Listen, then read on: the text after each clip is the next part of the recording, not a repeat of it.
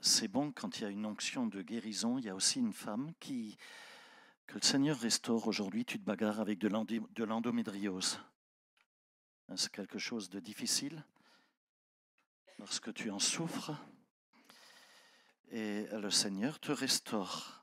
Une personne également, toujours une femme qui a beaucoup d'hémorragie anormale au niveau du bas-ventre et le Seigneur pose sa main sur toi de manière spéciale. Et il y a aussi une personne qui fait des éruptions cutanées ces derniers jours, comme des plaques rouges qui apparaissent sur ton corps. Le Seigneur te guérit aujourd'hui. Est-ce qu'on peut fermer les yeux un instant ? Juste fermer les yeux. Et je voudrais juste que les personnes qui se reconnaissent dans les paroles qui ont été données par notre frère Josip, mais aussi ces dernières paroles, que tu lèves ta main juste à ta place. Ok. Alléluia. Seigneur, merci parce que les guérisons sont scellées par ton précieux sang et je te bénis pour ta miséricorde et ton amour surnaturel. Au nom de Jésus, soyez guéris dans les meurtrissures du Seigneur. Amen et Amen. Vous allez bien ? Gloire à Dieu. On va continuer sur les béatitudes aujourd'hui. On est dans le cadre du mois où on parle du sang de Jésus. Et on va voir un 5e choix de guérison à faire, puisque les béatitudes correspondent chacune, il y en a 8, à un choix que nous devons décider de faire pour entrer dans une parfaite délivrance, parfaite guérison. Prions un instant. Père, merci parce que tu es là et dans le nom de Jésus, eh bien, tu révèles les mystères de ta parole, tu nous couvres de ton onction, de ta grâce, de ta faveur. Merci pour ta miséricorde surnaturelle. Merci parce que les anges du ciel sont déployés et tu veux nous parler par la puissance de ton Esprit Saint. Qu'à toi revienne la gloire, la louange. Je veux lier les ténèbres, lier les esprits diaboliques qui veulent venir contrarier ta parole ou voler la semence de ta parole qui nous fortifie, qui Seigneur, nous développe, nous amène à maturité et nous permet de grandir et de remporter victoire en victoire afin d'accomplir notre parfaite destinée en toi, Jésus. Amen et Amen. Je voudrais qu'on se penche rapidement sur le texte de la Genèse au chapitre 31 et 32. C'est donc le 5e choix de guérison que je voudrais voir avec vous ensemble. Un 5e choix de guérison qui s'appuie, je vous l'ai dit, sur les béatitudes. Ok, 5e béatitude. Donc ce choix est possible et uniquement possible parce que Christ Jésus a versé son sang pour toi et moi sur la croix pour nous racheter. Son sang versé tout simplement, si ce n'était pas le cas, si Jésus n'avait pas versé son sang, s'il n'avait pas accepté de mourir à ta place et à la mienne sur la croix, eh bien tout simplement on serait condamné à un enfer éternel. Vous êtes conscient de cela ? Vous êtes conscient de cela, n'est-ce pas ? Il y aurait tout simplement, on serait condamné à l'impossibilité de pouvoir être transformé, de pouvoir vivre du changement dans notre vie. Alors en vérité, je le rappelle rapidement, ces 8 béatitudes qui nous ont été données par le Seigneur Jésus à travers ce fameux sermon sur la montagne sont classifiées, tu le verras quand tu le relis, c'est classifié dans un ordre bien précis et ce sont comme des steps, comme des pas, comme des marches que tu vas monter pour arriver à une parfaite et complète restauration, guérison, délivrance.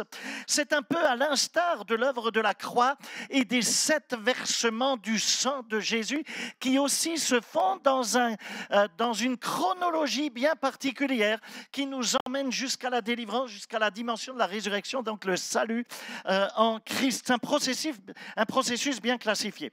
Alors cette 5e béatitude, c'est la suivante. On la lit dans Matthieu chapitre 5 au verset 6. Heureux ceux qui ont faim et soif de la justice, car ils seront rassasiés. C'est quoi la 5e béatitude ? Heureux ceux qui ont faim et soif de la justice, car ils seront rassasiés. J'ai découvert qu'il y a 2 sortes de faim chez les gens. Il y a la faim spirituelle et il y a la faim physique. Ok. À Cayenne, à travers l'association Eden, anciennement Un Seul Cœur, on s'occupe de la faim physique des gens. On fait cela. Ça fait de longues années maintenant que cette association, l'Eden, fonctionne. C'est un peu comme une banque alimentaire qu'on a mis en place dans le cadre de l'Église et on distribue donc de la nourriture et également des repas tout faits. D'ailleurs, je ne sais pas combien de tonnes de nourriture on a distribué l'an dernier. C'était juste impressionnant. non, mais c'est en tonnes, hein, c'est vraiment incroyable. Mais là n'est pas le sujet que je souhaite traiter aujourd'hui. Je veux me pencher sur la fin spirituelle qu'il nous faut avoir dans nos tripes, dans nos cœurs, pour que Dieu puisse nous transformer, nous changer. Et pour cela, je vais essayer de te faire revivre l'histoire de Jacob. Est-ce que tu as entendu parler d'un certain Jacob dans la Bible? Qui a entendu parler d'un certain Jacob? Vous avez tous un peu une culture biblique, n'est-ce pas? L'histoire de Jacob, elle illustre en fait les 5 premières étapes qu'on a vues à travers les 5 premières béatitudes.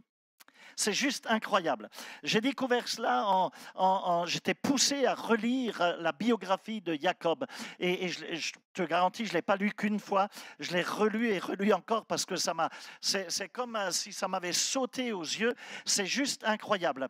Alors, c'est intéressant parce que la première, la deuxième, la troisième, la quatrième béatitude et aujourd'hui cette 5e qu'on va voir, eh bien on les retrouve dans la biographie de Jacob. Ces étapes, sont des choix de vie, des décisions qui vont t'apporter la guérison, la délivrance. Tu les retrouves d'ailleurs dans toute l'Écriture, bien évidemment, pas qu'au niveau des béatitudes. Tu les retrouves aussi à travers, je l'ai déjà dit, les 7 versements du sang à travers l'œuvre de la croix. Et je veux voir avec toi cette chose à travers la vie de Jacob. Et tu verras, c'est très passionnant. Dans les chapitres 31 et 32 de la Genèse, tu vas trouver 5 phases, 5 pas, c'est comme un process, tu sais, qui avance et que Dieu utilise pour nous changer. Il l'a utilisé pour transformer Jacob. Quand Dieu veut te changer, lorsqu'il veut apporter des changements dans ta vie, est-ce que quelqu'un ici a besoin de voir des changements dans sa vie? Ouais, moi aussi, j'ai encore besoin de changement. OK, on est tous dans le même bateau, n'est-ce pas? Alors, quand Dieu veut apporter du changement dans ta vie et que tu veux le voir à l'œuvre, si tu veux réellement l'expérimenter, alors voilà la première phase auquel tu vas devoir faire face. Ça se résume en un mot. Ce mot, c'est le mot conflit. Ça se résume à du conflit. Ça commence toujours par une lutte que tu vas avoir avec d'autres personnes. Je te choque peut-être, mais il y a peut-être certains d'entre vous, vous êtes en pleine lutte, en plein combat dans un cadre avec d'autres personnes au niveau de vos relations, sur le plan relationnel. Il y a des choses qui peut-être ne tournent pas rond. Savais-tu que Dieu utilise tes conflits que tu as avec d'autres personnes pour attirer ton attention sur lui? Est-ce que tu savais cela? OK, il utilise tes conflits pour attirer ton attention sur le Seigneur. Si tu traverses un conflit relationnel actuellement, c'est tout simplement parce que Dieu veut attirer ton attention. Il cherche à attirer ton attention. Si tu vis un conflit sur le plan relationnel, eh bien, je ne sais pas, il y en a peut-être un, c'est peut-être dans ton couple où ça tourne pas rond, c'est peut-être avec un ami, avec un boss, avec, je sais pas, un chef de service, avec un collègue, avec un subalterne au travail, enfin, peu importe, avec un voisin. Laisse-moi te dire, si tu as des problèmes relationnels, alors permets-moi de te féliciter ce matin parce que tout simplement, tu es à la première étape de la démarche de Dieu qui essaye d'attirer ton attention sur lui pour t'amener à changer en mieux, pour apporter du changement dans ta vie. Lorsque Dieu veut te transformer, il commence toujours par un conflit. OK, alors je voudrais qu'on revienne très rapidement à la biographie de Jacob. OK, toute la vie de Jacob, elle peut se résumer en un mot. C'était que du conflit, toute sa vie. Cet homme est sorti, écoute, non mais c'est quand même dingue. Il était bébé, d'accord? Il avait 9 mois là, formé dans le ventre de sa mère. Il n'était même pas encore sorti du ventre de sa mère. Il se battait déjà avec son frère jumeau Ésaü. C'est juste fou. En vérité, il s'est accroché au talon de son frangin et il cherchait déjà à passer devant, à l'usurper, à dire non, c'est moi qui va passer le premier, t'as qu'à attendre. Et bon, ben, ça n'a pas marché. Il est né le deuxième, il est sorti le deuxième. C'était des frères jumeaux, mais Ésaü est né le premier. Et quand Ésaü est sorti du ventre de sa mère, je te l'ai dit, Jacob a voulu le retenir. Il s'est déjà battu avec lui, il s'est accroché à sa cheville. Ils l'ont donc appelé Jacob, parce que étymologiquement, pardon, Jacob, ça signifie trompeur, tricheur, usurpateur, menteur, tu vois, enfin bon, tu vois un peu tu vois le dessin. Ok, ça signifie que tu t'accroches, que tu essayes de sortir le premier, alors que ce n'est pas ton rôle de sortir le premier. Le premier dans ta vie, ça doit être Dieu, ça doit être Jésus. Ok, d'accord. Alors à partir de ce moment-là, Jacob et Ésaü se sont battus d'une manière incroyable. Et en fait, Jacob a trompé son frère, puisque tu le sais, il l'a privé de son héritage, il lui a piqué l'héritage littéralement. Et du coup, les deux se sont éloignés l'un de l'autre durant quasi toute leur vie. Quand tu étudies la vie de Jacob, tu vas t'apercevoir que ce type-là, il était constamment dans les conflits. Mais alors, constamment, il était en conflit avec son frangin, avec son frère, en conflit avec sa femme, en conflit avec son beau-père, en conflit avec ses beaux-frères, les fils de Laban, en conflit avec Dieu. Bref, il n'avait que des conflits. C'était un type, mais incroyable. Pourquoi? Eh bien, je vais te le dire pourquoi. Parce que Dieu a constamment essayé d'attirer son attention. Tout simplement, Dieu avait besoin de lui. N'oublie pas que c'est de Jacob que sortiront les 12 tribus et qu'Israël va naître. Dieu a constamment, il a permis des conflits parce qu'il cherchait à attirer son attention. Alors en premier lieu, il est en conflit avec son beau-père. Son beau-père, il s'appelait Laban. Il était tout aussi pourri que lui d'ailleurs, qui se rassemble, c'était la même famille. Et Laban, puisque Laban, son beau-père, il a trompé Jacob. Et du coup, Jacob a fini par servir son beau-père pendant 14 ans au lieu de seulement 7. Tu connais l'histoire. Pour finir par épouser sa femme. Et en fait, il a épousé 2 femmes. Il a épousé d'abord Léa, où Laban l'a trompée, et ensuite Rachel. D'accord? Ce qui fait que les relations entre Jacob et son beau-père, elles étaient quelque peu tendues. C'était des relations quand même difficiles. Donc il s'est battu à quelque part avec son beau-père. Il s'est aussi battu avec son frère qui ne lui a jamais pardonné de lui avoir piqué, de lui avoir volé son héritage. La Bible dit ceci dans Genèse 31, dans les 2 premiers versets. Regarde bien. Jacob entendit les propos des fils de Laban, c'est-à-dire ses beaux-frères. Okay? Il disait... Jacob a pris tout ce qui appartenait à notre père, et c'est grâce au bien de notre père qu'il s'est constitué toute cette richesse. Et ça te montre que les fils de Laban étaient jaloux sur leur beau-frère, sur Jacob. Okay? Jacob remarqua aussi le visage de Laban. Il n'avait plus la même attitude qu'avant vis-à-vis de lui, dit l'Écriture. Et là, quand ces choses se sont passées, Jacob s'est dit, ça tourne au vinaigre là. Il y a un truc qui ne va plus, il faut que je fasse quelque chose. Et du coup, il a pris la décision de rassembler toute sa famille, de prendre toute sa famille. À ce moment-là, il avait 11 fils. Et il avait donc 2 femmes et les 2 filles donc, de Laban. Et ainsi, comme il était devenu très riche entre-temps, il s'est enrichi, il avait beaucoup de troupeaux qui lui appartenaient en propre, des moutons, des chèvres, etc., etc. Il a donc pris la décision de se séparer de sa belle famille, de se séparer de son beau-père et de cette famille. Donc il a réuni sa famille, tout ce groupe, et il leur a dit à ses femmes, à ses enfants, à ses fils, et il leur a dit, on va prendre tout ce qui est à nous et on va partir discrètement. On va se casser, on va dégager. Le problème, c'est que quand tu as 11 enfants, plus 2 femmes, plus des moutons, plus beaucoup de chèvres, plus beaucoup d'autres cheptels encore, etc., tu ne peux pas partir discrètement. Ça fait du bruit, ça, non?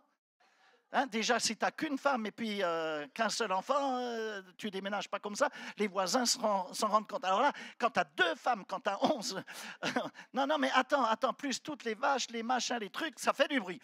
Toujours est-il qu'il s'en va. Mais quand Laban, son beau-père, l'apprend, il se met en colère, il se fâche. Pourquoi? Parce que Laban a dû lui dire, Jacob, tu emmènes mes petits-enfants, t'es sérieux là ou quoi? Certains d'entre vous, vous comprenez ce que je veux dire. Quand tu touches à tes enfants ou à tes petits-enfants, non, ça ne se passe pas tout à fait comme ça. Tu prends mes petits-enfants, tu vois, quand il y a un divorce et puis qu'il y en a un qui pique l'enfant à l'autre et tout, tu vois déjà les problèmes qu'il y a. Tous les juges des affaires familiales qui doivent intervenir, et puis mais c'est des montagnes de problématiques. Ok? Alors, Laban, il se fâche. Il dit non, tu ne peux pas faire ça. Et c'est là que Laban se poursuit, il se lance à la poursuite de Jacob parce qu'il veut le récupérer.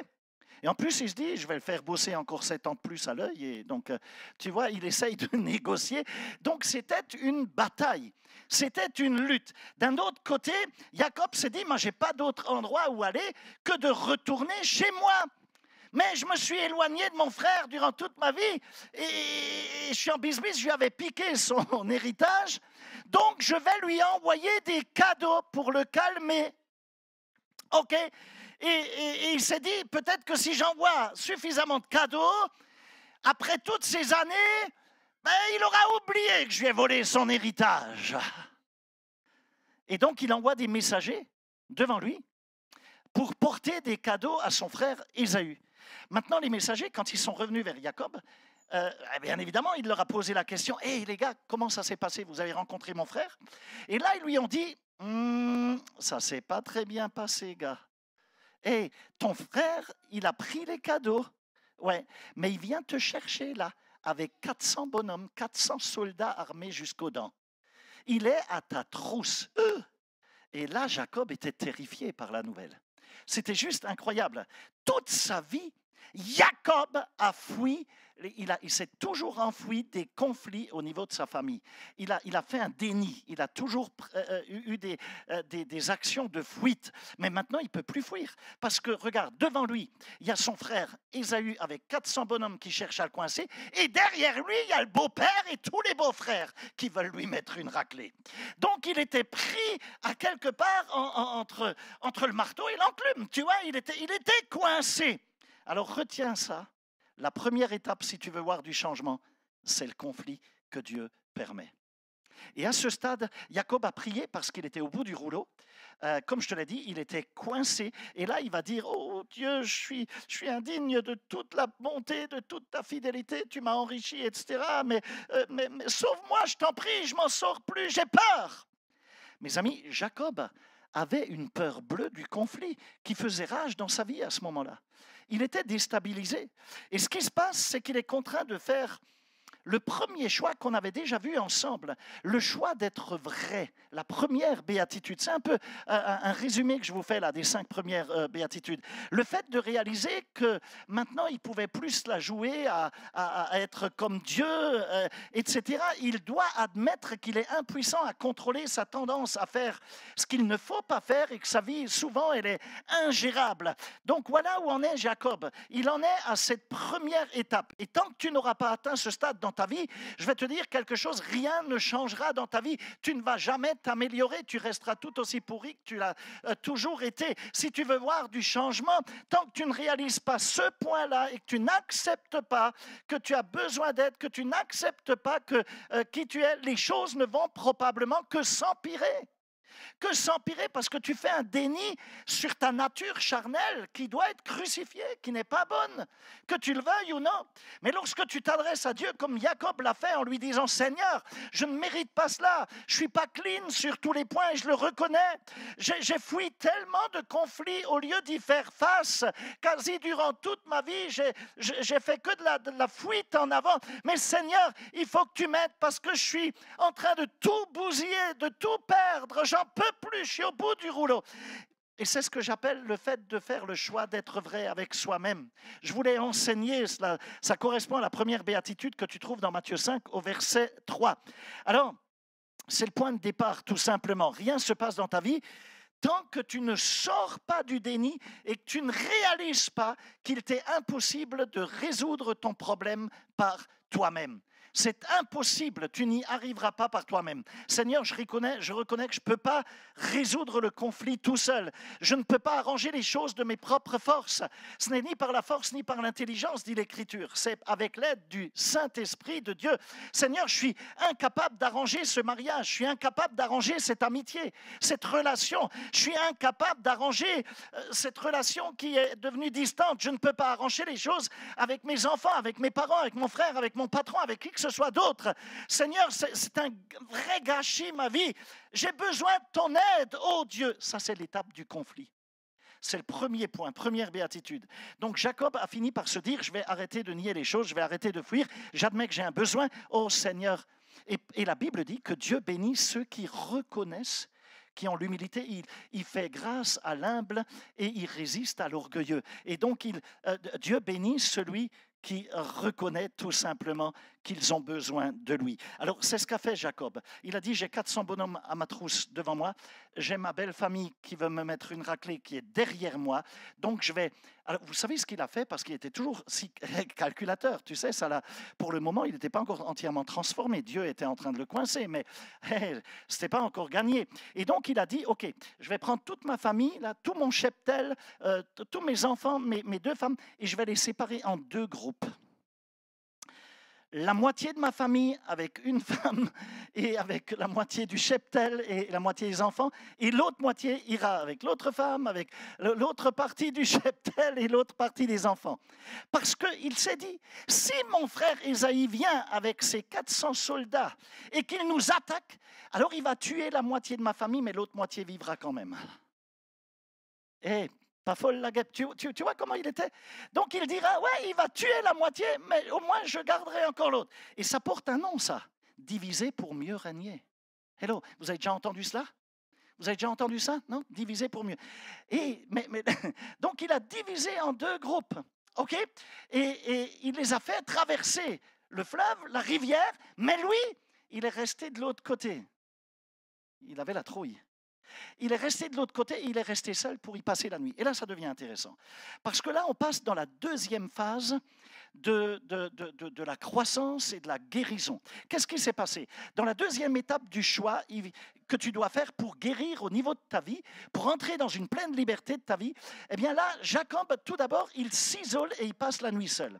Donc, Jacob est seul. Il sait que son beau-père et que ses beaux-frères le poursuivent d'une part, et son frère et 400 bonhommes le poursuivent ou viennent contre lui d'autre part. Donc il a envoyé sa famille en avant un peu comme un bouclier. Moi je me rappelle quand à l'époque j'étais jeune marié et je crois qu'on n'était même pas encore chrétien, je crois, à cette époque-là. Et, et c'était Jimmy, tu sais, notre garçon, il était jeune à l'époque, il avait quoi, 5 ans, 6 ans, ouais, dans ces goûts-là. Et comme Annick, elle travaillait, elle était chef d'entreprise, moi j'étais aussi sur le terrain, on le mettait en journée chez une gardienne, d'accord, il allait à l'école et puis il allait chez la gardienne et ça. Et le soir, il fallait chercher l'enfant chez la gardienne après notre job. Okay. Le problème, c'est que notre fils s'appelait Jimmy et la gardienne avait un berger allemand, un chien, qui s'appelait aussi Jimmy. Et donc, ça, c'était un problème. Et c'est un chien méchant. Il fallait faire gaffe parce qu'il t'attrapait. Et donc, moi, j'arrive, je sonne, j'ouvre la porte et je dis Jimmy. Et j'étais là, ma femme était à côté de moi. Et le chien vient en trombe. Et puis, tu sais, il grince des dents. Et moi, j'ai pris ma femme. C'était un réflexe, c'était fou. Je l'ai pris comme ça devant moi. Et j'ai fait un bouclier. Et le chien était devant elle. Je lui ai demandé pardon depuis. Mais c'était comme un réflexe. C'était fou, le réflexe de survie, tu vois. Là, j'ai réagi franchement comme Jacob, quoi. J'ai eu honte après. Franchement, c'est moi qui aurais dû la protéger. Mais non, je l'ai chopée là, j'ai mis devant moi. Il a eu compassion d'elle. Il ne l'a pas mordu. Non, les gardiens ont envie de siffler après. OK. Et c'est un peu ce qu'a fait Jacob. Il a envoyé sa famille devant lui comme un bouclier, tu vois. Et lui, il est resté seul de l'autre côté du fleuve. Mais là, maintenant, voilà qu'il se retrouve seul. Et durant cette nuit, il va se bagarrer et il va être en lutte durant toute la nuit. Et ça, c'était un combat très, très particulier qu'il a vécu parce qu'il s'agissait d'une lutte avec Dieu lui-même. En vérité, c'était un combat, c'était une lutte acharnée. Donc, la 2e phase de la croissance, ça passe du conflit à une crise dans ta vie. Et si tu es dans une crise dans ta vie, c'est que tu es dans une lutte avec Dieu, avec ton être intérieur. Tu es en train de lutter au fond de tes tripes, dans la dimension de l'esprit. Là, il y a quelque chose qui se passe. Et à ce stade, tu n'es plus tellement en conflit avec d'autres gens, mais tu es en train de lutter littéralement avec toi-même et avec Dieu. D'accord? Et si quelqu'un se reconnaît dans cette phase, je voudrais te féliciter. Tu es tout le temps mal dans tes tripes, là, ça ne va pas, etc. Je te félicite, tu es en train d'avancer et de grandir. Alléluia. Ça va bien, es sur le bon chemin. Tu es sur le chemin de la délivrance. Donc, Jacob dira qu'il a lutté avec Dieu. Tu trouves ça dans Genèse au chapitre 32. Je vous invite à le lire. Je reviendrai sur cette signification parce qu'il y a là une leçon immense à en tirer. Alors, qu'est-ce qui se passe ici? En vérité, le plus grand conflit de Jacob, là, on le découvre, ce n'était pas le conflit qu'il avait avec son frère. Son plus grand conflit, ce n'était pas non plus avec son beau-père, ni avec sa femme, ni avec qui que ce soit d'autre. Son plus grand conflit, c'était le conflit qu'il avait avec Dieu lui-même, dans ses tripes avec Dieu.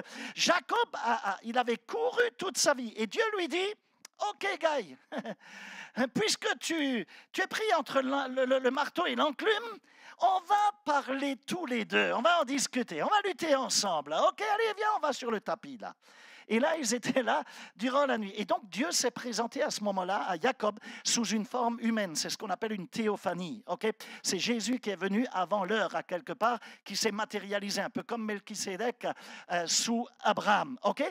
Et là, Dieu qui se matérialise, qui vient sous forme humaine, il se livre à un combat avec Jacob. Et tu sais quoi?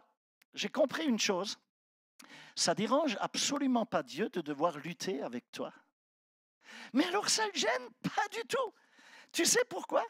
Lorsque tu luttes avec Dieu, mais il se régale même. Ça ne le gêne pas du tout. Pourquoi? Parce que je vais te le dire. Tout simplement parce que la lutte, c'est un sport de contact.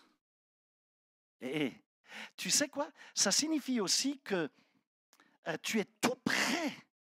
Quand tu luttes avec Dieu, tu es tout près de lui. Tu es tout près du but qui consiste à grandir en maturité spirituelle pour le servir avec efficacité et cela va te permettre d'entrer dans ta parfaite destinée. Et c'est le rêve de Dieu. Dieu aime lorsque tu lui dis Seigneur, je ne supporte plus la situation que je traverse en ce moment. Seigneur, je suis énervé, je suis en colère, j'en ai ras-le-bol. Tu sais quoi? Mais Dieu aime ça. Il dit, OK, t'en as ras-le-bol. Ah ben, allez, tu me montres du point, viens, allons-y. On va voir quel homme ou quelle femme tu es. Allez, viens, on va parler sur le tapis là, on va se battre. Et Dieu ne voit pas d'inconvénient à lutter avec toi, tout simplement parce que la lutte, je te le répète, c'est un sport de contact. Dieu aime le contact. Il préfère te voir de près en colère que de te voir de loin et puis tu t'en fiches, t'es mou, cause toujours. Mais non, il préfère te voir en colère, mais tout près. OK? Et c'est clair. Alors, permets-moi de te faire un petit parallèle. Je sais que tu connais peut-être, enfin, tu sais les problèmes que tu traverses actuellement, non? Il y en a qui ont des problèmes ici, vous êtes des gens normaux, ouais, ça va, moi. On en a un, non, avec une certaine régularité, parce que la vie, elle est faite d'une succession de problèmes. Vous l'avez remarqué, tu as réglé un problème, tu en as deux autres qui apparaissent. Tu te dis, encore, punaise, mais ça va, quoi, j'ai besoin de vacances, là. OK? Et donc, toi, tu connais tes problèmes que tu traverses, ta facture que tu n'arrives pas à payer, ta crise que tu traverses dans ton mariage, ton enfant qui a fait les 400 coups et tu t'es fait appeler chez le principal du lycée ou du collège ou j'en sais rien moi, etc., etc. Bon, tu traverses peut-être une crise, un conflit, une difficulté, j'en sais rien. Mais tu sais quoi, en vérité, ce n'est pas le vrai problème. Ce problème que tu as avec tes enfants ou avec ton mari, ma soeur, ou avec ta femme, mon frère, ce problème que tu as avec tes amis, ce problème que tu as avec tes finances, avec ta santé ou que sais-je, tout cela, c'est qu'un symptôme. C'est qu'un symptôme, parce que ton véritable combat, ta véritable lutte, c'est avec Dieu que tu l'as.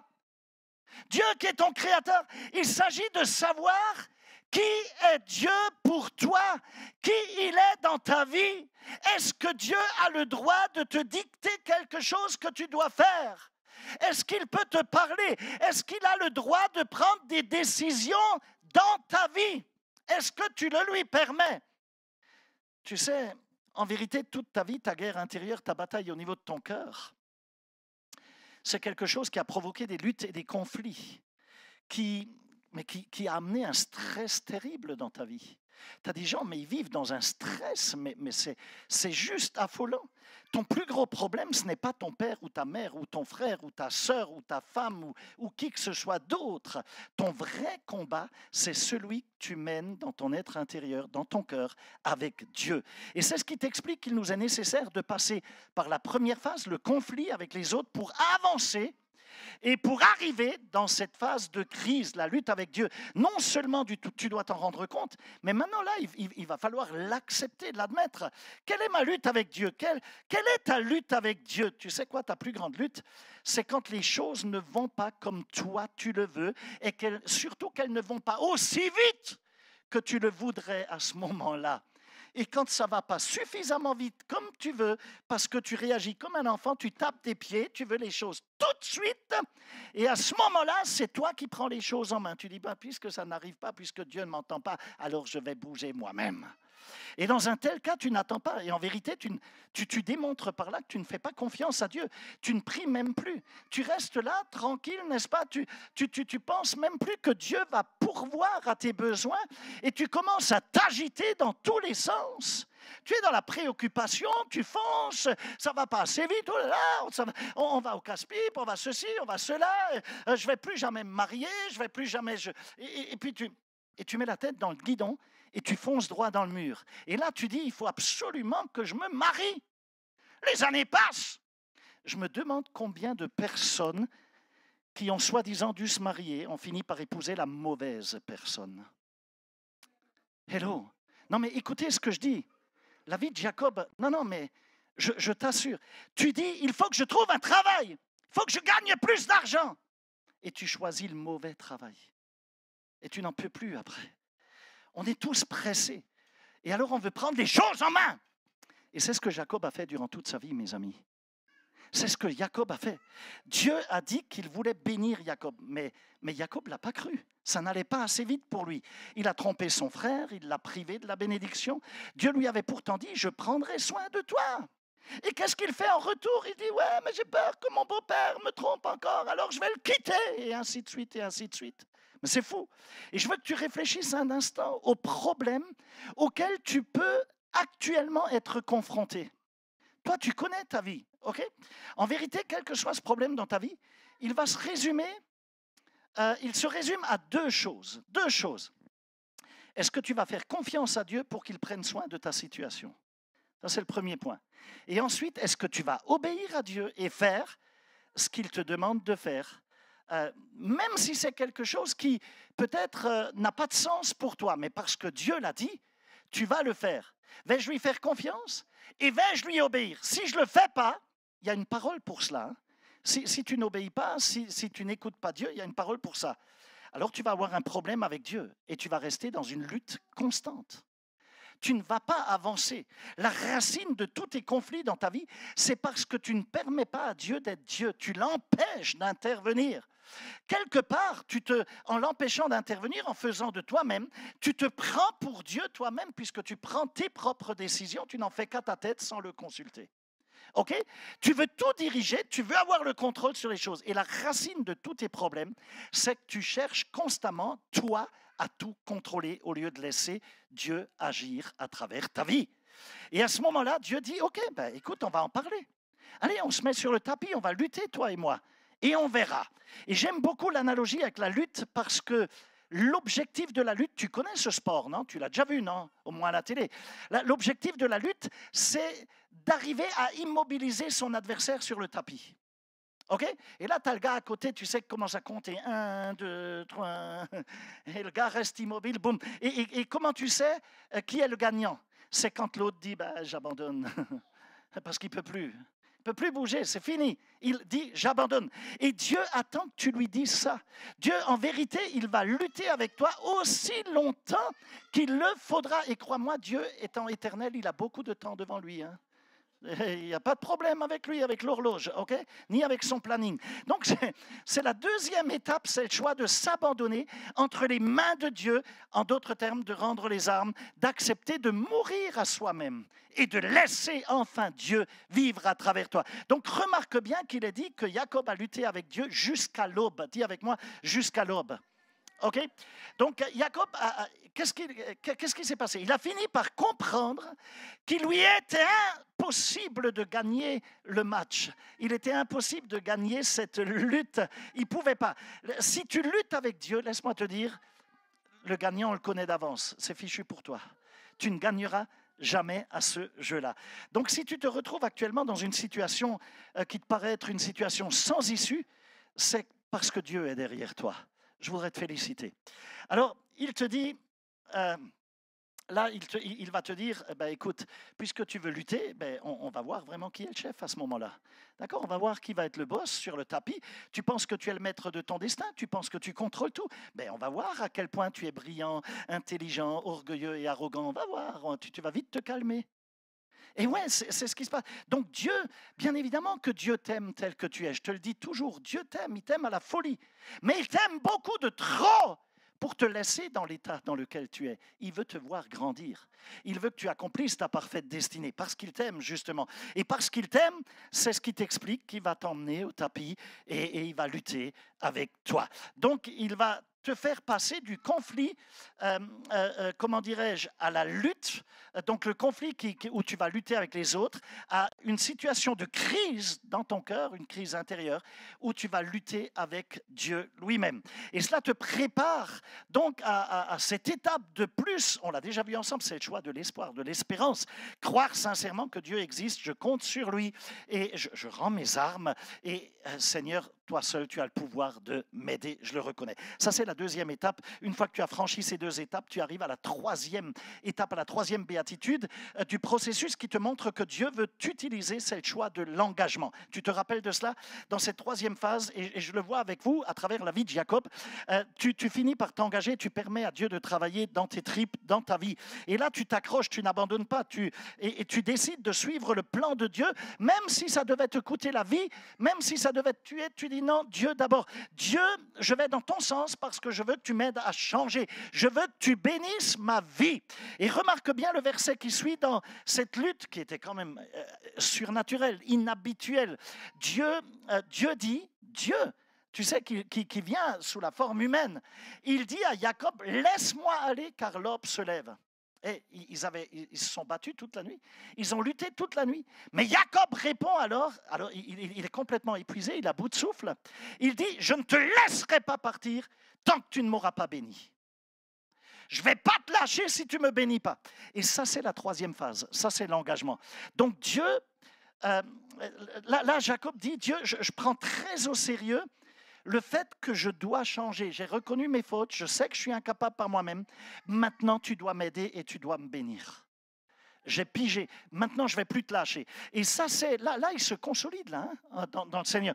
Et là, il ne veut plus magouiller, tu vois. Il veut plus. Il est vrai. Il a avoué. Donc là, il est en train de dire, Jacob, je ne peux plus continuer à vivre dans ce mariage de la même manière. Je ne veux plus ces combats dans mon mariage.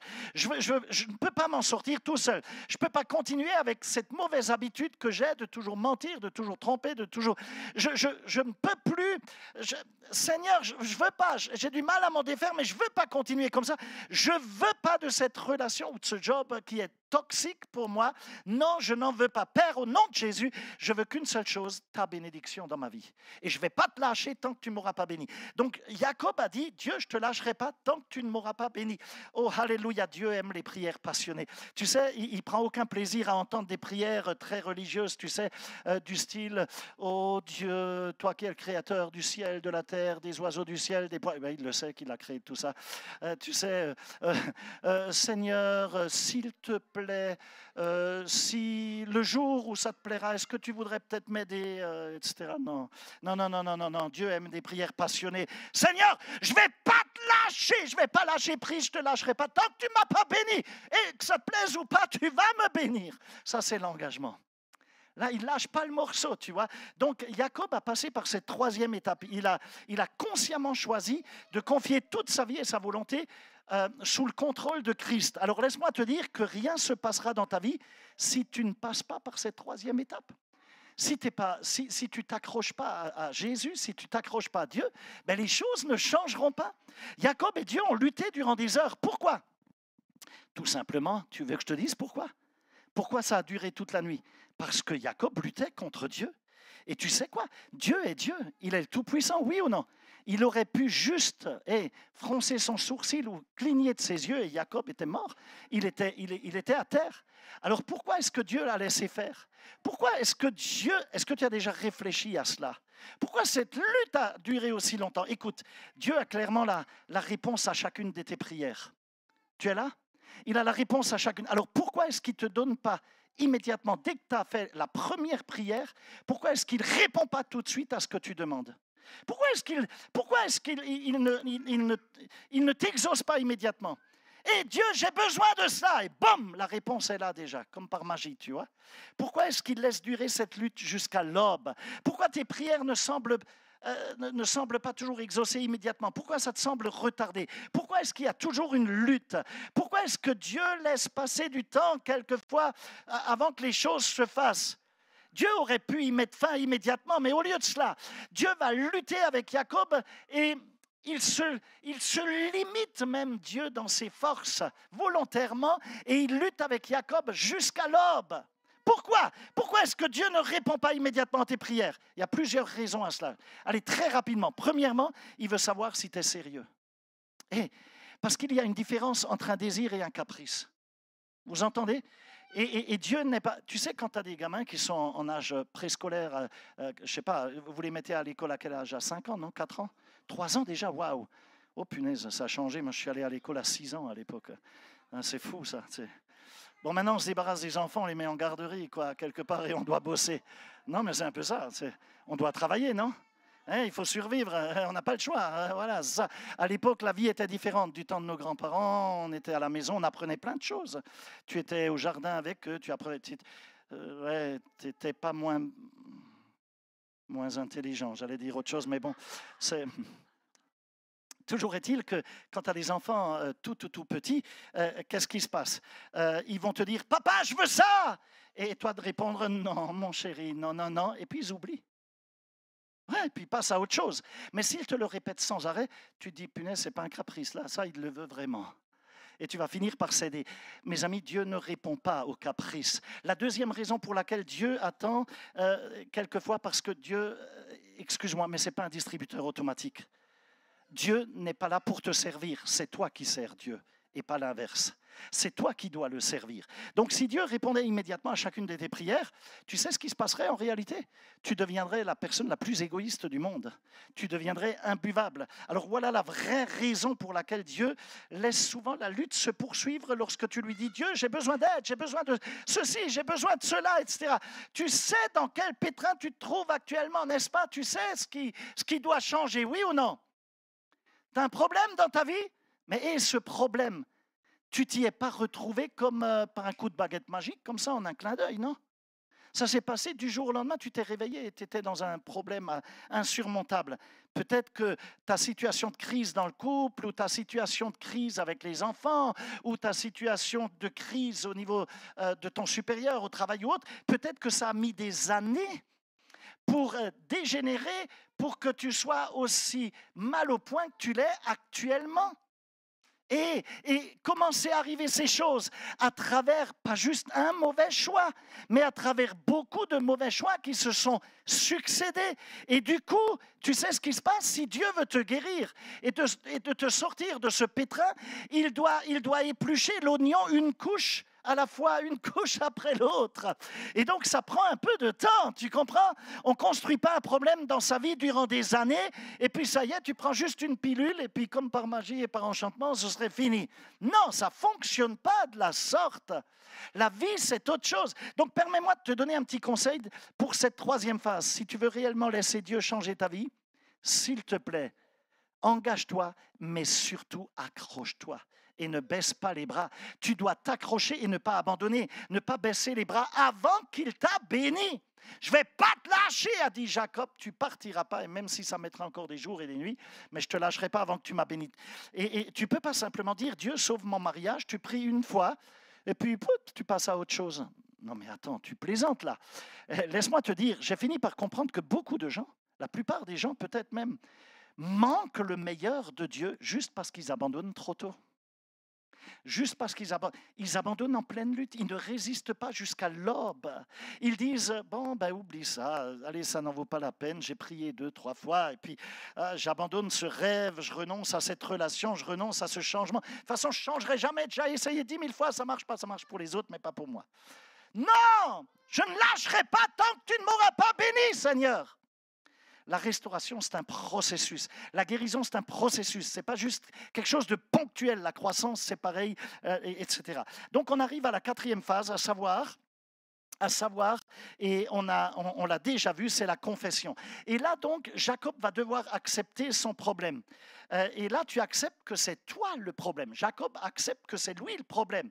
Là, ton problème de couple, ce n'est pas ton mari ou ce n'est pas ta femme, c'est ta relation qui est défaillante, ce n'est pas tes amis. Ton problème, ce n'est pas ton père, ce n'est pas ta mère, ce n'est pas tes enfants. Là, tu acceptes de dire, je suis moi le problème. Je suis mon plus gros problème. C'est moi le problème. C'est l'étape de la percée. Ça, c'est la 4e phase, c'est la confession. Et à ce stade, tu admets et tu confesses tes fautes, tes faiblesses, et tu remets tout entre les mains du Seigneur. C'est la phase de la percée. Regarde comment ça s'est passé avec Jacob. Il lutte avec Dieu et il est dit, alors l'homme, c'est-à-dire Dieu lui-même, n'est-ce pas, qui est venu incarner dans une théophanie, incarner la nature de l'homme. Alors l'homme lui demanda, quel est ton nom? Il répondit, Jacob. C'est étrange, non, comme question, non? Il lutte avec lui toute la nuit, et bien évidemment que Dieu sait comment il s'appelle, il sait que c'est Jacob, et il lui demande, alors qu'il sait comment il s'appelle, il est même son créateur, il le connaît parfaitement, il a son prototype dans le ciel, et là il se bagarre avec lui, et il lui dit, quel est ton nom? Tu sais, Moïse aussi et d'autres ont fait cette expérience. Quand Dieu te pose une question, laisse-moi te dire quelque chose, c'est jamais dans son intérêt à lui. Tu sais pourquoi? Parce qu'il connaît déjà la réponse. Il n'a pas besoin. OK? Et comme lorsqu'il a demandé à Moïse, qu'as-tu dans ta main, Moïse? Dieu le savait que c'était un bâton qu'il avait dans ses mains. Mais quand Dieu dit, qu'as-tu dans ta main, Moïse? Il voulait qu'il soit attentif à ce qu'il avait dans sa main. Il voulait amener son attention sur la chose. Et donc, il va demander à Jacob, quel est ton nom? Dieu connaissait déjà son nom. Il lui pose cette question, c'est parce qu'il voulait que Jacob admette qui il était en réalité. Et dans l'Antiquité, les noms étaient choisis à cause de leur signification. Aujourd'hui, on choisit des noms par la mode, tu vois, Johnny, parce qu'il y avait Johnny Hallyday, ou Jimmy, ou je ne sais pas, des noms Jackson, tu vois, parce que ça sonne bien, quoi, la sonorité, ça fait un peu anglais, Amerloc, tu vois, etc. On prend des noms par rapport à la sonorité, par rapport à la mode, par rapport... OK, c'est ce qu'on fait. Mais dans l'Antiquité, c'était autre chose. Tu pouvais être nommé d'après une profession, par exemple, boulanger, charpentier. Le nom de famille de mon épouse, c'est Zimmermann. Zimmermann, en allemand, c'est charpentier. En France, on a des boulangers, on a des charpentiers, on en a même en Guyane, hein, des boulangers, la mine Boulanger qui appartient à M. Boulanger, etc. etc.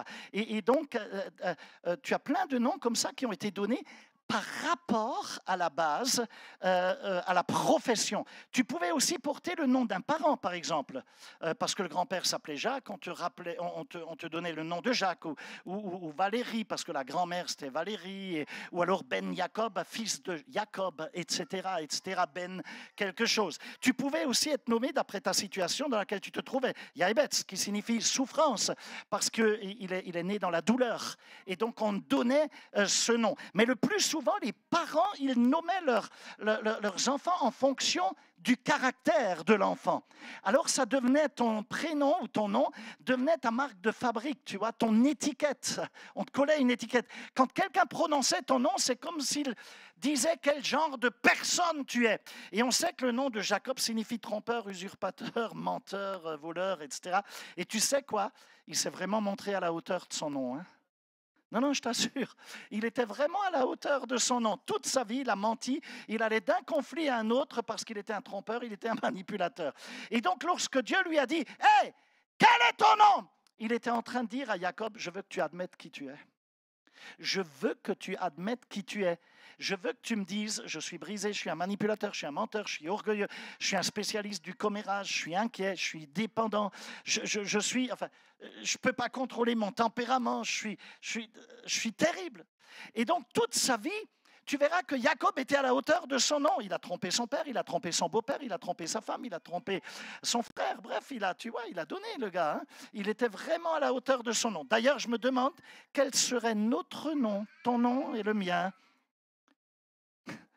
si on était nommé d'après notre plus grand défaut et notre plus grande faiblesse. Hello, vous êtes là? Bonjour, je m'appelle Amer. Bonjour, je m'appelle colère. Je m'appelle fanfaron, je m'appelle adultère. Je m'appelle autosuffisant, orgueilleux. Et ça, aïe, aïe, aïe. Si ton nom correspondait à ton plus grand défaut, que diraient les gens? Ah, voilà l'avare. Et regarde qui vient avec lui, le peureux là-bas. Les deux font bonne équipe. Réjouis-toi qu'aujourd'hui, on nomme les gens en fonction d'un nom qui résonne bien plutôt que d'après le caractère. Hein? Dis merci Seigneur, les temps ont changé. OK? Alléluia. Mais à l'époque, ton nom, c'était ton étiquette. Quand Jacob dit « je suis Jacob », il est en train de dire « OK, il faut que je fasse du ménage dans ma vie. Il faut que je fasse du ménage dans mon cœur. » Il confesse donc ses fautes, etc. Et c'est une révélation de soi. Il avoue toutes ses manigances. Maintenant, comprends bien que lorsque Jacob dit « je suis manipulateur », Dieu n'est pas choqué. Et Dieu le sait. Dieu sait déjà tout cela. Il savait tout ce qui était mauvais et Dieu sait tout ce qui est mauvais en toi. Il sait même des choses que toi-même tu ne sais pas sur toi. Il sait des choses que toi tu n'en es même pas conscient. Et tu sais quoi? Il t'aime quand même. Un de mes versets préférés se trouve dans le livre des Romains où Dieu dit, recherche-le, où Dieu dit simplement « j'ai aimé Jacob ». J'aime ce verset. Tu sais pourquoi? Parce qu'il me donne de l'espoir. Si Dieu a aimé Jacob, il est plus que probable qu'il m'aime aussi, non? Et qu'il t'aime aussi. Parce que si Dieu a aimé Jacob qui était peu aimable, qui était terrible, menteur, manipulateur, une pourriture, un escroc, un usurpateur et tout ce que tu veux, alors je crois que Dieu aussi, il t'aime et il m'aime. Le fait que ce changement commence par l'humilité, par le brisement, par l'honnêteté. Lorsque j'arrête de trouver des excuses, de blâmer, de rationaliser, de blâmer les autres, c'est toujours la faute des autres, etc. Non, lorsque je suis honnête avec moi-même et avec Dieu, lorsque je dis « Ok Seigneur, j'admets, c'est moi le problème, ce n'est pas les autres. » Non, ce n'est pas mon chef de service qui est mauvais ou qui est trop dur, c'est peut-être mon caractère, c'est peut-être moi qui, etc.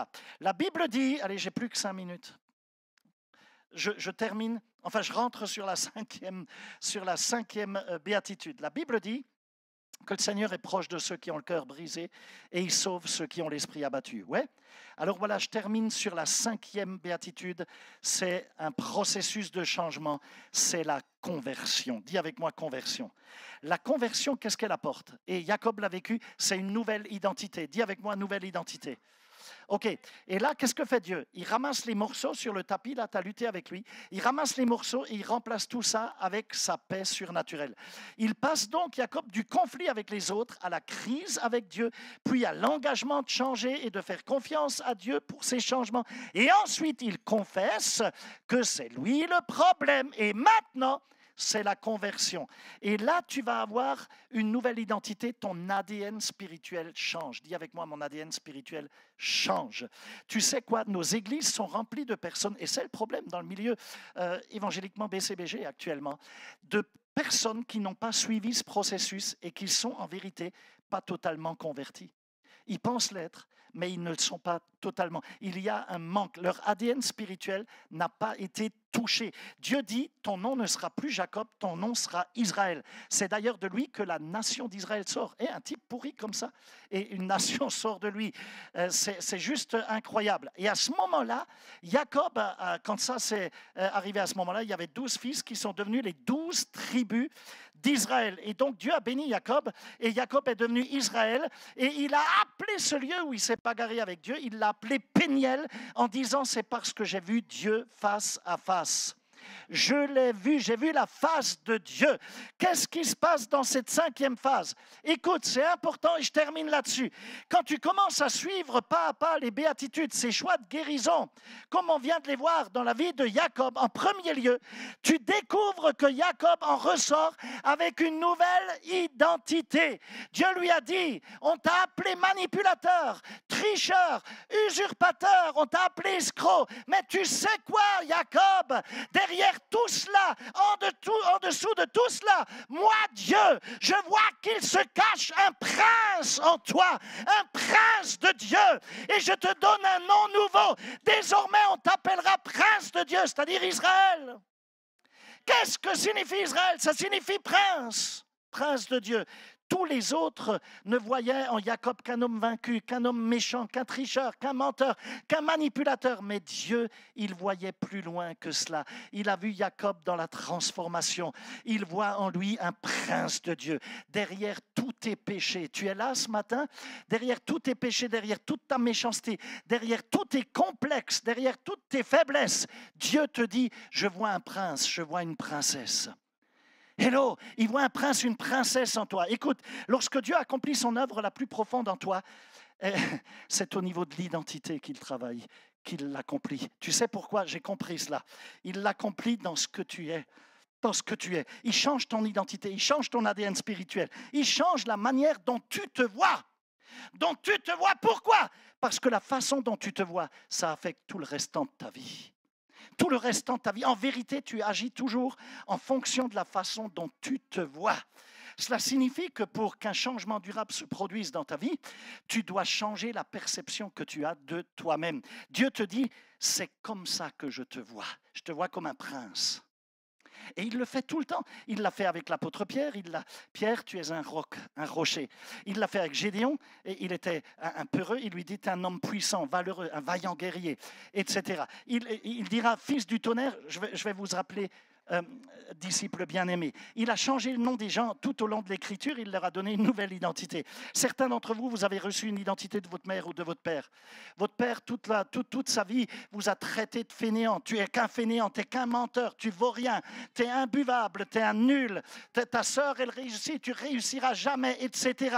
Et tout le monde, même au travail, on t'a donné des étiquettes. Et toutes ces étiquettes ne sont que des mensonges du diable. Dieu dit non, je vois un prince en dessous de tout cela. Je vois une princesse qui se cache derrière tout cela.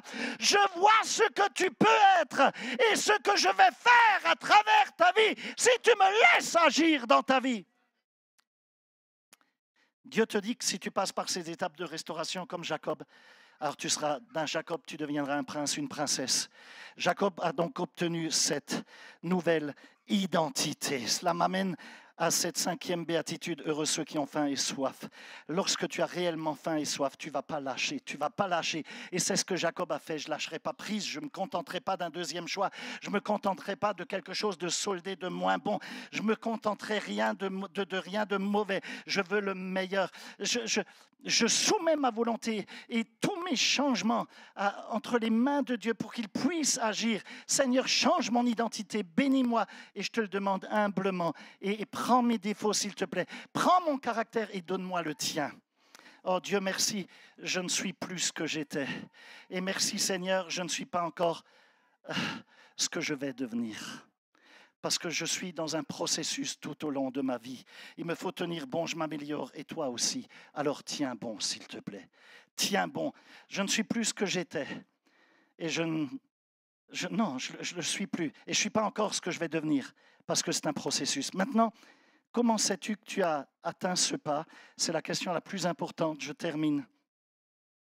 Ça fait la 3e fois que je termine. Mais on ne dit jamais 203 et c'est fini là. Non, mais il me reste encore un peu. Alors, souviens-toi, juste une chose, quand Dieu et Jacob ont lutté, la Bible dit que Dieu lui a déboîté la hanche. Oui, il lui a disloqué la hanche. Il lui a luxé la hanche. OK? Et la Bible dit que quand Jacob a quitté Péniel, le soleil s'est levé et il boitait de sa hanche. Tu as lu ça déjà? Qu'est-ce que ça signifie? Ça signifie 3 choses. Et je veux que tu les notes rapidement. En premier lieu, Jacob a fui les conflits, il a fui son frère, il a fui son père, sa femme, son beau-père, ses beaux-fils, etc. Il a fui Dieu. Et Dieu lui a dit, ok, on va arranger ça, d'accord? Maintenant, on s'est parlé, on s'est bien battu, j'ai pu te bénir. Alors avant que tu partes, puisque je viens de te bénir, je vais toucher ta hanche et tu vas boiter le restant de ta vie. Et je vais mettre une marque sur ta vie, parce que je ne veux plus que tu résoutes les problèmes en fouillant. Il l'a fait boiter pour qu'il ne puisse plus fuir. Il ne pouvait plus courir. Il lui a touché la cuisse. Tu sais à quoi correspond la cuisse dans ta vie? Dans ton corps, c'est le muscle le plus fort, le plus épais de ton corps. C'est là où il y a de la force. Tu es bien assis là, sur tes jambes, sur tes cuisses. Et cela signifie que Dieu a touché Jacob à l'endroit où il était le plus fort. Et en cela, il va lui dire, « Hey, je ne vais plus te permettre que tu comptes sur ta propre force, parce que c'est ni par ta force, ni par ton intelligence, mais c'est par moi. Donc tu vas commencer à t'appuyer sur moi et plus jamais tu vas te remettre à vouloir faire les choses par toi-même. Tu vas plus compter sur ton charme, sur ton intelligence, sur tes mensonges, sur tes manipulations, sur ton passé, sur tes capacités à t'en sortir par toi-même, sur des coups de piston ou que sais-je encore. Et Dieu lui dit, je vais toucher l'endroit qui est le plus fort dans ta vie. Je vais toucher le muscle le plus puissant de ton corps pour que tu te souviennes constamment que tu dois dépendre de moi, que je suis ton Dieu, que je t'aime et que tu peux compter sur moi, que je suis avec toi. Alors qui sera contre toi? Et à partir de là, Jacob ne pouvait plus vraiment se tenir correctement debout, il boitait, il ne pouvait plus courir. Troisième signification, c'est qu'en boitant, Jacob a été transformé et il est sorti. Alors, plus fort et plus faible, parce que c'est dans la faiblesse que je suis fort, dit le Seigneur. Ok, il était plus faible parce qu'il ne pouvait plus marcher tout droit comme un orgueilleux comme auparavant. Il ne pouvait plus y arriver par ses propres moyens, mais aussi il était plus fort parce que Dieu dit, tu marches par mon pouvoir, c'est ma marque, c'est mon sang qui est sur ta vie et tu ne marcheras plus jamais de la même manière. Tu es dans une nouvelle identité. Tu es un prince de Dieu. Alors écoute bien, les géants de Dieu, tu sais, tu peux regarder, que ce soit dans la vie contemporaine ou dans la Bible, les généraux de Dieu, les grands hommes de Dieu, ils ont tous à quelque part marché en boitant. Ça peut être un boitement émotionnel, un boitement physique, un boitement mental, un boitement relationnel. L'apôtre Paul avait une excroissance, là, quelque chose de moche au niveau d'un œil. Et il va devoir dire, Seigneur, ta grâce me suffit, quoi. Enfin, c'est Dieu qui lui dit, ma grâce te suffit. Et il a dû le confesser, oui, ta grâce me suffit. C'est pour qu'il reste dans l'humilité. Et tous les grands hommes de Dieu ont toujours connu, ça fait partie de cette marque. Il y aura toujours quelque chose dans ta vie qui te rappellera que tu as besoin de lui et que tu marches avec lui. Viens, mets-toi debout avec moi. Je sais que Dieu a parlé à plusieurs aujourd'hui. Et je sais que plusieurs doivent se remettre en question. Tout ça, c'est possible à cause de l'œuvre de la croix. Je te l'ai dit, tu peux coller à ces étapes-là les 7 versements du sang, en réalité. Et tu vas les retrouver dans la restauration. Alors, je voudrais juste, alors que tu fermes les yeux avec moi, laisse-moi quand même te poser quelques questions. Je veux que tu réfléchisses avec ton cœur. Peut-être que tu vis un conflit actuellement. Alors félicitations, parce que Dieu est en train d'attirer ton attention sur lui. Quel est le domaine dans lequel tu luttes avec Dieu? Peut-être que tu sais ce qu'il faut faire, mais tu continues quand même à l'ignorer. Peut-être que tu continues à te battre avec Dieu dans ton fort intérieur. Peut-être que tu as peur de lui faire confiance. Mais laisse-moi te dire, tu n'as absolument aucune chance de gagner à ce jeu-là. Cède ta vie au contrôle de Dieu, s'il te plaît. Va sur le tapis et laisse-toi faire. Une autre question, troisièmement, où as-tu eu envie d'abandonner? Et je te le dis en tant que ton pasteur, mais aussi en tant qu'ami, parce que je t'aime, s'il te plaît, tiens bon, ne lâche pas prise. Dis-lui, Seigneur, je ne lâcherai pas tant que tu ne m'auras pas béni. Quatrièmement, quand vas-tu affronter la vérité à ton sujet? Quand vas-tu, une fois pour toutes, arrêter de blâmer les autres? Quand une fois pour toutes, parce que tu as mal aux dents, tu blâmes le ministre de la Santé. Non mais attends, qu'est-ce qu'il a à voir là-dedans? C'est toujours les autres. Ou c'est la faute du dentiste, ou c'est la faute de... que sais-je. Mais arrête. Arrête. Quand vas-tu arrêter de prétendre que tu n'es pas le problème? Que c'est toujours les autres. Que c'est...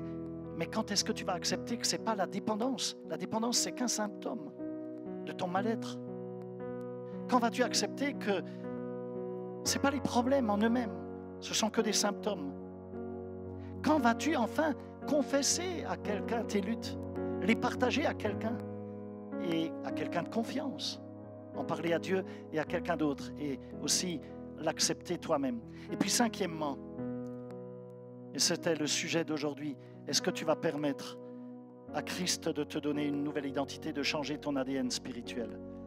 Derrière Jacob, Dieu voit un prince, une princesse. Il voit ce qu'il veut que tu sois, que tu deviennes. Oui, on a été des Jacob, mais maintenant tu vas être un Israël, un prince de Dieu, une princesse de Dieu, un homme de Dieu, une femme de Dieu, un homme, une femme bénie. Allez, tu vas me suivre dans cette prière. Ferme les yeux, répète après moi. Mets ta main sur ton cœur. Père, au nom de Jésus. Non, mais je ne t'entends pas. Père, au nom de Jésus, je reconnais que bien souvent je suis comme Jacob. J'ai lutté avec toi et je me suis battu avec tellement d'autres. J'ai des conflits, j'ai des stress dans ma vie. Mais je ne veux pas rester bloqué à cette première étape, dans le conflit avec les autres. Et je ne veux pas non plus rester bloqué à la deuxième étape, en continuant sans cesse à lutter avec toi dans mon cœur. Alors aujourd'hui, Seigneur, je fais les prochains pas et je m'engage à 100% avec toi. Avec toi, Seigneur Jésus. Je t'ouvre mon cœur entièrement. Je te donne tout. Seigneur, prends ma vie entre tes mains. Fais-le dans tous les domaines de ma vie. Quatrièmement, j'admets, Seigneur, que je suis le problème, moi. Je ne vais pas seulement l'admettre devant toi et à ma manière. Non, je vais être vrai. Je vais te dire les choses telles qu'elles sont. Et je vais l'accepter à moi-même. Je vais arrêter de faire du déni dans ma vie. Et je vais aussi l'admettre devant quelqu'un d'autre, devant une personne de confiance. Je vais le confesser, Seigneur. Seigneur, la chose à laquelle je me suis tant accroché, je vais le partager avec quelqu'un pour que cette personne puisse prier avec moi et pour moi, devenir mon confident. Père, au nom de Jésus, je veux que tu changes mon identité. Transforme mon ADN spirituel. Et si je dois marcher en boitant le restant de ma vie, d'une manière ou d'une autre, alors qu'il en soit ainsi. Seigneur, alors je dirai comme l'apôtre Paul l'a dit, que je me glorifierai dans ma faiblesse, parce qu'elle démontre ta grandeur. Elle glorifie ton nom. Dans le nom de Jésus, dans le nom de Jésus-Christ. Amen et Amen. Garde les yeux fermés. Seigneur, merci parce que tu es là. Tu veux aider plusieurs aujourd'hui à changer de vie. Ta parole est profonde et tu veux amener pas juste des conversions dans l'émotion, mais en profondeur. Cela a coûté avec Jacob. Oh Jesus, tu veux agir en profondeur dans les vies. Seigneur, que ton nom soit élevé, glorifié. Manifeste ta puissance et ta grâce. Manifeste ta gloire au milieu de nous. Touche les vies, touche-les. Seigneur, merci pour ta faveur. Que ton onction couvre tes fils, tes filles. Au nom de Jésus. Oh, la bachita kashanta karabai. Jesus. Seigneur, tu veux agir. Aujourd'hui même, tu veux transformer des vies. Tu veux les transformer de manière radicale. de manière radicale.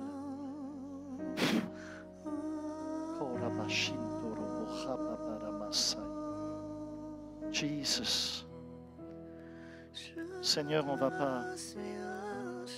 pas perdre plus de temps. On va déposer les armes. On va te permettre de prendre le contrôle sur notre vie.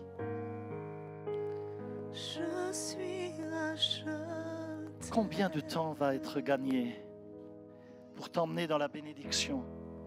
Lorsque tu passes ces différentes phases, tu n'auras plus besoin d'avoir de crainte lorsque tu te marieras ou lorsque tu t'engageras sur des nouvelles choses, parce que tu sauras que Dieu est dans l'affaire, réellement. Si tu agis par toi-même, par l'affolement, oh là là, le temps passe, il faut que j'agisse vite, tu vas te planter. Quelle folie. Seigneur, merci. Jesus. Et tu vas te retrouver à ce moment-là dans simplement une volonté permissive de Dieu. Dieu permettra que tu te trompes et tu vas le subir ensuite dans ta vie, au lieu d'être dans la parfaite volonté de Dieu. Est-ce que tu comprends la différence? Il y a plusieurs volontés. Beaucoup peut-être se sont mariés et ensuite se sont rendus compte qu'ils se sont plantés parce que Dieu, malgré tout, les a bénis. C'était une volonté permissive. Dieu a permis. Mais ensuite, tu as combien d'années de lutte, des souffrances inutiles, au lieu d'être dans la volonté parfaite de Dieu. Père, merci parce que tu poses ta main sur tes fils, tes filles. Aide-nous à ne pas, Seigneur, être des enfants capricieux. Et s'il te plaît, ne réponds pas à nos caprices. Pose ta main sur ta fille, Seigneur. Le meilleur est devant elle. Pose ta main sur ta fille. Power. Remplis-le. Jesus. Pose ta main sur ta fille, Seigneur. Que ta grâce soit surabondante sur elle, sur sa vie, au nom de Jésus. Père, merci pour ta faveur. Merci pour ton amour. Remplis-la. Révèle-nous les mystères de ta parole, Seigneur. Jesus.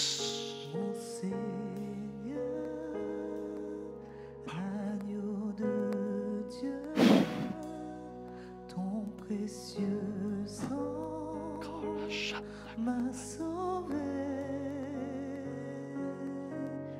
mon Seigneur, agneau de Dieu, ton précieux sang m'a sauvé, mon Seigneur, agneau de Dieu.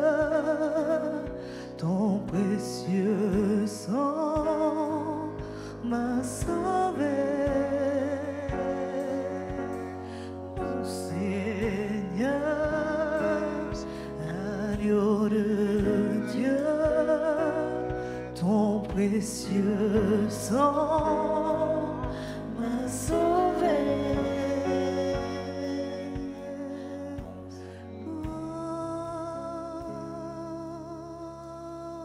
Jesus.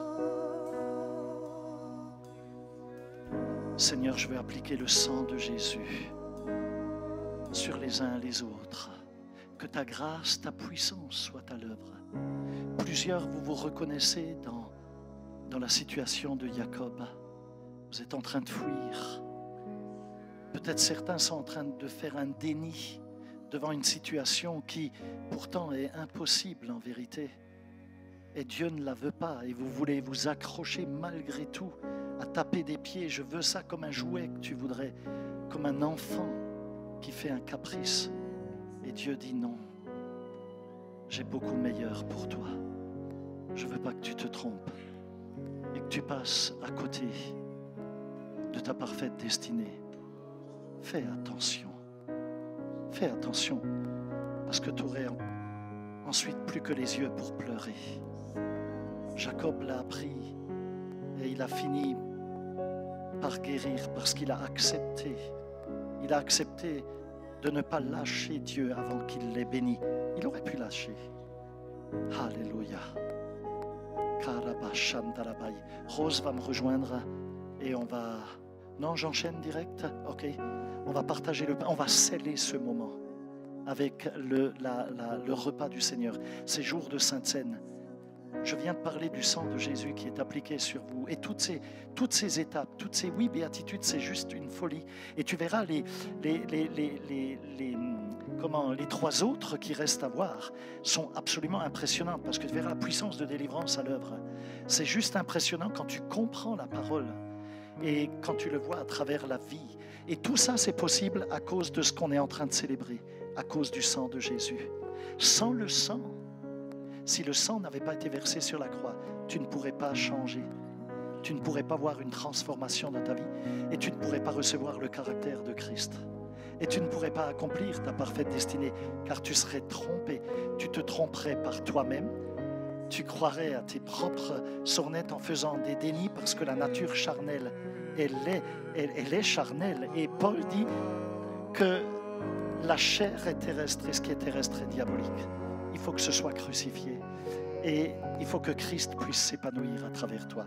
Alors on va prier parce qu'on a ici l'œuvre de la croix qui est représentée à travers le sang de Jésus qui a été versé et à travers le pain qui représente son corps qui a été brisé. Le vin, c'est le sang de la vigne, non? Et il est le cep, nous sommes greffés sur lui, nous sommes les sarments. Et ça représente son sang qui a payé le prix qu'exigeait la rançon de nos péchés et de nos malédictions. Et il a payé en buvant la coupe de cette malédiction jusqu'à la lie, jusqu'à la dernière goutte. Donc tout a été pris. Alors je voudrais que pendant que tu prends ce repas, quand tu toucheras au pain et quand tu avaleras ce vin, que cela dans ta tête et dans ton cœur, que tu réalises que sans lui, rien n'est possible. Rien n'est possible. Je veux vraiment que tu réalises que c'est à cause de l'œuvre de la croix, mais que derrière toi, aujourd'hui, même si tu as encore une mauvaise estime de toi, derrière cette mauvaise estime que tu peux encore avoir de toi, si tu laisses Dieu te guérir, il va surgir une princesse ou un prince. Alléluia. Annick, tu vas prier pour le pain. Seigneur, je te remets ce pain et ce vin entre tes mains, mais tout particulièrement ce vin, Seigneur. Seigneur, ça me rappelle tellement cette coupe à Gethsémani. Quand tu t'es courbé, quand tu as courbé ta volonté devant celle du Père. Seigneur, dans cette coupe, il y avait toutes nos résistances. Il y avait toutes les malédictions ancestrales et familiales. Il y avait nos mauvais penchants, tout comme Jacob. Seigneur, tous ces mauvais penchants étaient en nous, Seigneur. Et tu as pris, Seigneur, les mauvais penchants de toute l'humanité. Dans cette coupe, il y avait toutes les horreurs. Il y avait tout ce que nous avons fait, Seigneur, de mal et toutes nos saletés, toutes nos souillures, toutes nos paroles. Il y avait même, Seigneur, le sommeil des disciples dans le jardin. Ils étaient incapables de prier même 1 heure avec toi, pour toi. Et Seigneur Jésus, dans cette coupe que tu appréhendais tellement, Seigneur, parce qu'elle était remplie, tu l'as bu pour nous, Seigneur. Tu l'as bu par amour pour chacun d'entre nous, Seigneur. Seigneur, tu l'as bu jusqu'à la lie. Parce qu'aujourd'hui encore, tu nous dis de venir à toi aujourd'hui, jour de grâce. Tu ne sais pas de quoi sera fait demain. Et le Seigneur a pris cette coupe pour qu'aujourd'hui tu sois au bénéfice de cette sainte scène, de ce vin qui représente le sang qui a coulé. Et en échange, quand tu prends ce vin aujourd'hui, tu en es fortifié, béni. Et il te dit, en plus, je te lave par mon sang et je te pardonne tes iniquités. Alors aujourd'hui, Seigneur, nous prenons ce vin et nous déclarons qu'il n'y a rien que tu n'as pas accompli pour ma vie aujourd'hui. Accepte qu'il l'a fait, mais accepte aujourd'hui ta libération. Tu peux être libre maintenant, à l'instant même, à cause du pardon. Alléluia. Amen. Père, tu as dit, celui qui ne boit mon sang ne peut être, Seigneur, sauvé, ne peut venir à toi. Seigneur, oui, ton sang est un vrai breuvage. Seigneur, nous voulons cet après-midi, Seigneur, prendre ce sang en pensant au sacrifice que tu as réalisé pour nous. Tu nous dis de le faire en mémoire de toi. Oui, Seigneur, nous ne voulons jamais oublier ton sacrifice et ce sang précieux, Seigneur. Tu nous as permis qu'il coule dans notre ADN. Aujourd'hui, nous avons remplacé notre sang impur par ton sang, Seigneur. Merci encore de bénir chacun d'entre nous, Seigneur. Révèle-nous encore la croix comme tu le fais si bien. Au nom de Jésus. Amen. Alors nous buvons bien du vin qui représente le sang de Jésus. Ce n'est pas du sang, hein? Sinon on serait des cannibales. Ce n'est pas le cas. C'est bien du vin en mémoire du sang qui a été versé, comme l'a dit le pasteur Rico. Que le nom du Seigneur soit béni. On va partager le repas du Seigneur. Je ne sais pas comment on fait. Est-ce que vous montez vers les gens ou non, chacun vient? Ok.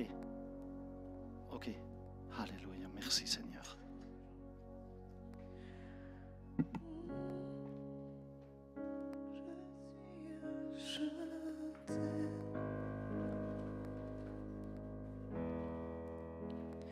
Et tous mes péchés, tu as porté sur cette croix.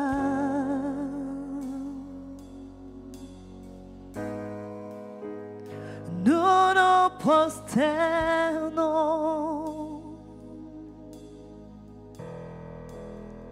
devant l'agneau qui nous a sauvés.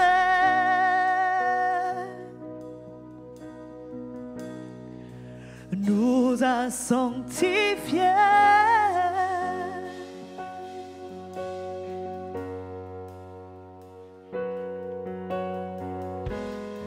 Il y a de la puissance dans ton sang, Jésus. Les chaînes sont brisées et la maladie s'en va. Il y a de la puissance dans ton sang, Jésus. Et tout aveugle verra et tous nous confesseront. Oh, oui, nous confesserons. Alléluia. On va prendre le pain ensemble.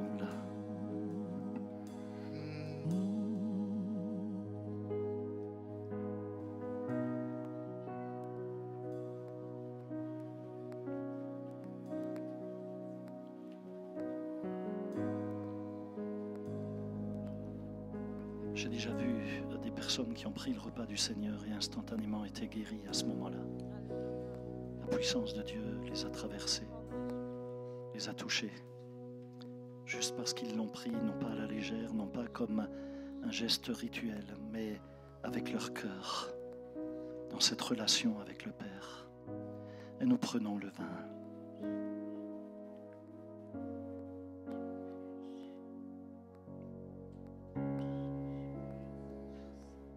Merci pour l'œuvre de la croix, Seigneur. Jamais nous ne l'oublierons. Qu'à toi revienne la louange et la gloire. Au nom de Jésus. Merci, Saint-Esprit. Voilà, Joanne et Johanna, vous venez rapidement, s'il vous plaît. Gloire à Jésus. Alléluia. Regardez comme ils rayonnent tous les deux. Il a dû se passer quelque chose s'il rayonne tant. Allez, racontez-nous. Bonjour à tous.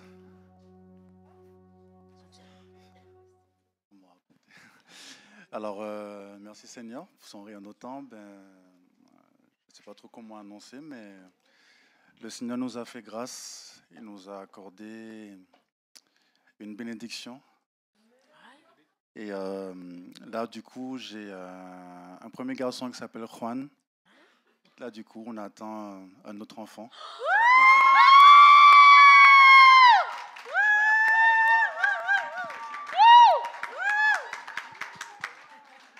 Voilà, donc merci, on est vraiment très contents. Donc, c'est tout frais. En amont, je laisse decir algo. Non, on dit merci Seigneur parce que c'est la volonté du Seigneur. Il nous donnait les dates, il nous donnait tout. Donc, on dit merci. Tout s'est passé en la 3e semaine qu'on restait à la Colombie. Donc, le Seigneur nous permet de partager sa nouvelle avec ma famille. Et aujourd'hui avec vous. Merci. On va prier pour eux. Seigneur, merci parce que tu poses ta main sur Johanna, sur Joanne. Seigneur, merci pour ce couple, cette famille sacerdotale qu'il lève. Et je te bénis de ce que les anges du ciel les entourent, de ce que ton précieux sang les couvre et les cache, les protège. Qu'à toi revienne la gloire, que ce bébé, Seigneur, se développe en stature et déjà dans le caractère que toi tu vas implémenter dans tous les domaines. Seigneur, que tout soit sous ton contrôle. Et je déclare que cet enfant, que ce soit une petite fille ou un petit garçon, peu importe, te servira et fera la joie de ses parents. Qu'à toi revienne la gloire, la louange et l'adoration. Amen et amen. J'ai une question. Vous avez lutté combien de temps? Jusqu'à l'aube? Non, je plaisante.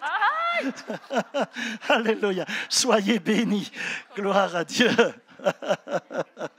Que le Seigneur vous bénisse. Je vous aime très très fort et je vous donne rendez-vous dimanche pour un très grand culte. Ne le manque pas. Que Dieu vous bénisse, bien-aimés.